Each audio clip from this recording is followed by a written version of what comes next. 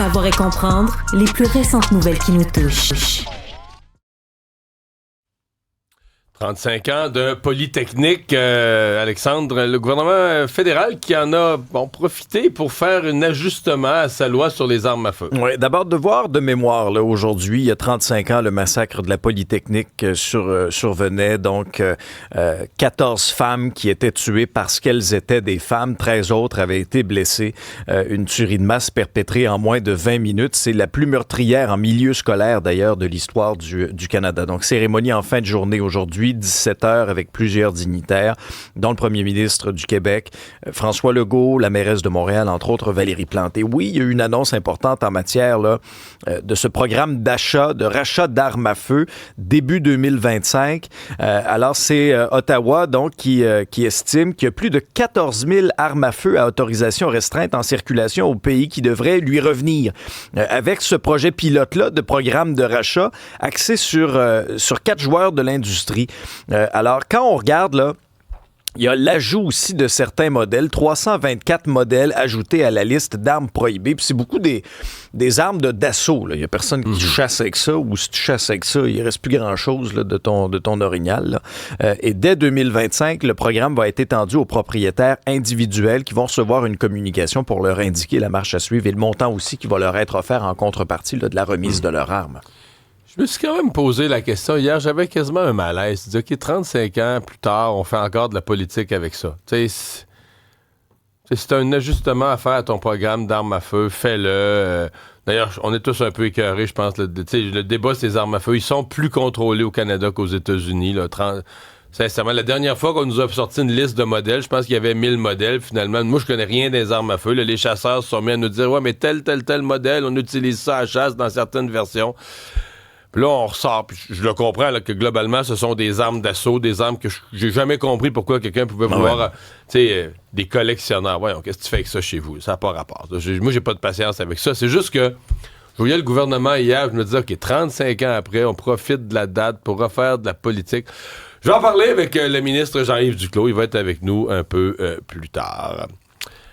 Laïcité dans les écoles, j'ai l'impression que ça va revenir à l'Assemblée nationale dans cette dernière journée de travaux aujourd'hui. Je pense que oui. Moi aussi, c'est une histoire de la presse de Katia Gagnon et de Caroline Touzin. Il y a des faits quand même assez troublants qui ont été mis à leur connaissance via différentes sources. Ça se passe à l'école secondaire Saint-Maxime à Laval. On parle de prière en classe. Des membres du personnel qui s'adressent entre eux en arabe, qui parlent aux élèves en arabe. On parle de forte présence maghrébine à l'intérieur de cet établissement-là. On parle toujours de la même chose. On parle malheureusement d'une certaine ghettoisation. Je me souviens, il y a 25 ans, quand on parlait d'immigration, c'était exactement ce qu'on disait qu'on veut pas. T'sais, on veut pas avoir tous les gens de même communauté, dans le même quartier. On veut une intégration. C'est ce qu'on craignait d'une certaine façon. Puis là, on est arrivé exactement à ça. Là. Et parmi les autres exemples qui sont cités dans l'article de la presse, on parle d'utilisation des salles de cours pour prier. Si jamais tu t'y opposais ou tu disais, ça c'est pas normal qu'on prie en classe de même, ben là, tu te faisais traiter de raciste. Il y a des absences qui étaient motivées, qui étaient justifiées pour aller à la mosquée. Et là, on nous raconte dans l'article des faits qui remontent à avril 2023, lorsqu'une pièce de théâtre a été présentée à l'école avec des thèmes, là, notamment concernant les ITS, les grossesses, le consentement dans les relations. La pièce a été perturbée par un groupe de jeunes qui étaient heurtés par les thèmes. Alors, on a lancé des pétards, on criait. Ça a été extrêmement troublant selon ce qu'on peut lire. Et parallèlement à tout ça, il y a eu réaction du ministre Bernard Drinville, ministre de l'Éducation, qui a l'intention de déposer d'ailleurs un projet de loi sur tout le resserrement un peu là, des principes de laïcité dans la loi sur l'instruction publique. C'est ce que nous apprend également cet article de la presse. Ouais, mais on est dans la même continuité des prises de conscience. Ce qu'il faudrait avoir, c'est les témoignages, parce que là, par exemple, dans cette école-là, t'as probablement des jeunes, soit qui sont d'une autre religion, ou soit qui sont simplement pas religieux, ou des jeunes Québécois de souche, ou d'immigrants européens, ou qui sont pas musulmans, et de les entendre, eux, comment ils vivaient ça. Là. Tu te retrouves minoritaire, puis là, tout à coup, c'est comme si ça devient normal. Là. T'as un enseignant qui parle une langue, c'est la langue de la majorité des élèves, c'est la religion du prof, c'est la religion de la majorité des élèves. Alors, c'est toi qui se retrouves en minorité. En fait, c'est quasiment comme si tu avais déménagé dans un pays musulman. Si tu te retrouves au Québec, mais comme si tu avais déménagé dans un pays musulman, obligé de t'adapter. Incroyable. Dire, regarde, moi, je suis une minorité ici, donc je dois m'adapter là, à la religion de la majorité, à la langue de la majorité. Comment eux réagissaient? Et visiblement, ils n'ont pas porté plainte. Ça sort des mois plus tard dans la presse. Il y a quelque chose de... Tu dis, OK, c'est... Le ministre Drainville peut même vouloir serrer la vis, mais il y a quelque chose de profond qui va être... l'habitude, c'est pris, c'est devenu comme ça. C'est une espèce de prise de possession de l'école ou de certaines classes, comme à Bedford. Ouais. Alors, c'est pas des travers. On s'illusionne là, si on pense que ça va être facile à changer. Et il y a des vérifications là, actuellement de la part du Centre de services scolaires de Laval. Négociations en santé, mais avec la FIC, c'est signé. Remarque qu'une fois que le vote était pris par les membres, là, ça pouvait apparaître comme une formalité, mais quand même, cette négociation était si ardue. Oui, non, ça n'a pas été simple, t'as raison. C'était en octobre dernier, la FIC, les membres avaient adopté à 66,3% la proposition du conciliateur. Là, au cours des dernières heures, oui, Québec et la FIC ont finalement signé l'entente, une entente valide pour les 4 prochaines années, et ça entre en vigueur le 15 décembre prochain. Maintenant, parallèlement à tout ça, c'est presque signé... un an après tous les autres. Oui, les autres se sont réglés entre Noël puis le jour de l'an dernier. Ah oui, t'as raison. Et si parallèlement à tout ça, oui, c'est signé avec la FIC, c'est pas réglé avec la Fédération des médecins spécialistes du Québec. Et là, ça brasse. Oui, ça brasse. Et ta prédiction, encore une fois, l'oracle de la Rive-Sud, t'avais vu juste. Les médecins spécialistes passent à l'offensive, à l'attaque. C'est vraiment ça, ce à quoi on a assisté. Je te dirais que Christian Dubé aussi est allé d'une bonne réplique. Là. D'abord, dans différentes entrevues, notamment à nos collègues de l'émission de bilan hier soir, Christian Dubé avait dit ne pas vouloir mettre de l'huile sur le feu, qu'il veut pas faire de la discussion dans le public. Or, selon lui, les Québécois en ont ras-le-bol actuellement et il invite la Fédération des médecins spécialistes du Québec à revenir à la table de négo pour conclure une entente le plus rapidement possible parce que tant que ça sera pas réglé au niveau de la négociation, Québec aura recours aux chirurgies privées pour accélérer le rattrapage. Dans le journal, d'ailleurs, ce matin, on apprend que entre 67 et 79 personnes sont mortes au cours des 15 derniers mois en attente d'une chirurgie cardiaque. Et je te fais entendre coup sur coup les commentaires du docteur Vincent Oliva, président de la Fédération des médecins spécialistes du Québec, donc qui a sorti en point de presse hier, suivi des commentaires de François Legault et de Christian Dubé. On n'est pas seulement inquiet pour l'accès, parce que l'accès, on sait qu'il est déficient, mais on commence à être inquiet pour la sécurité des patients, parce que avec tous ces patients-là qui ne se font pas traiter, qui sont sur les listes d'attente, il va finir par arriver des accidents. On le sait tous, les budgets de la santé sont en croissance de 3% sur l'année, donc c'est important de respecter les budgets sur l'année, et ils sont en égo. Je veux juste être clair, là. C'est pas à eux autres à gérer le réseau. Eux autres, ils doivent être là pour les patients, puis ils doivent s'asseoir à table. Je veux pas que les patients soient pris en otage pendant les négos. Je comprends qu'on dit sont en négo, puis je comprends aussi que la Fédération des médecins spécialistes a une motivation à faire ces sorties-là et ces attaques frontales qui font mal paraître le gouvernement. Reste, nous, comme médias d'information, si c'est vrai, là, c'est vrai. Je dis si c'est vrai, mais c'est visiblement vrai. C'est quand même une nouvelle. C'est-à-dire, même une nouvelle ou une histoire là, qui touche la population de services pas donnés. Tu viens de parler de chirurgie cardiaque. Même si la personne qui sort l'histoire, à la limite, en analyse, moi, comme commentateur, je peux la commenter en disant, regarde, la personne qui nous a sorti l'histoire, elle a un intérêt, elle nous coule ça pour telle raison, on n'est pas niaiseux. Mais c'est une histoire pareille. Non, tout à fait. T'sais, si les soins ne sont pas donnés, si les gens décèdent en attente de chirurgie cardiaque, puis comprenons-nous, il y en a peut-être qui seraient décédés pareil. Ça veut pas dire qu'ils sont décédés parce que la chirurgie. Mais sur le nombre, Alexandre, s'il y avait là-dedans un de mes parents, j'aurais une méchante question. Là. Est-ce qu'il est décédé là, ou est-ce qu'il est décédé parce que la chirurgie... Fait que tu sais, il y a beaucoup, beaucoup, beaucoup de questions sur l'accès aux soins dans notre système de santé. Puis... Hier, on nous parlait, par exemple, d'endoscopie. Là. Des gens qui ont une lésion potentiellement cancéreuse à l'œsophage. Il semble qu'à Québec, on a tout reporté au 1er avril. On a dit on n'a plus les budgets. Là, pour la fin de l'année financière jusqu'au 31 mars, on n'a plus les budgets. Bon. C'est sûr qu'à première vue, tu peux dire, ouais, tu sais, lésion, c'est pas grave, là, lésion plus mineure, potentiellement cancéreuse à l'œsophage. Tu sais, dans l'ensemble des soins de santé, c'est une pécadille, c'est tout petit dans l'ensemble de tous les besoins du soin de santé. Mais d'après moi, si c'est moi qui l'avais, je trouverais ça tannant. Tu comprends? Tu trouverais que les mois passent pas vite. Ouais, tu sais, une statistique de même, tu dis, c'est une petite affaire, là, c'est dans l'océan de tous les soins de santé. Mais si c'était moi qui avais la lésion, je dirais, ouais, ça m'écoeure, là, tu sais. J'aurais le goût d'aller me faire traiter, d'avoir le temps des fêtes, m'aller faire un saut aux États-Unis, puis m'aller me faire tester. Alors, François Legault, qui a confirmé hier sa présence, en même temps, c'est l'occasion de rappeler ce grand événement hier, Notre-Dame de Paris. Oui, et parce qu'il a été invité par le président français Emmanuel Macron à s'y rendre. Alors, M. Legault le remercie, a dit que c'était une belle preuve de la relation privilégiée aussi entre le Québec, la France, le lieu historique. C'est vrai.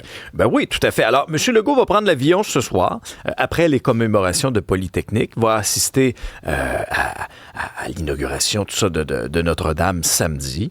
Et va rentrer au Québec rapidement dimanche. Alors, c'est un petit aller-retour, petite chaussette. Il souhaite de dormir dans l'avion. C'est quand même assez important, puis d'autant plus que moi, j'ai quand même hâte de voir aussi la dynamique avec la présence de Donald Trump, qui sera le centre d'attention aussi, au-delà du fait que Notre-Dame, mais on s'entend qu'il va générer le collègue Stéphane Bureau nous disait cette semaine, je pense que c'est vrai, que la présence de Trump, c'est comme t'as deux vedettes, là. T'as Notre-Dame de Paris, t'as la cathédrale, puis t'as le Donald. C'est sûr. T'as le Donald, tu vas avoir deux points d'attraction, mais c'est vrai qu'il transforme complètement l'événement. D'ailleurs, puisqu'on est en France, le président Macron, hier, qui s'est adressé à la nation, s'est adressé aux Français, a essayé de se montrer pas trop déstabilisé là, par la chute du gouvernement. Promis de nommer dans les prochains jours un nouveau premier ministre. La priorité du prochain gouvernement, ce sera le budget.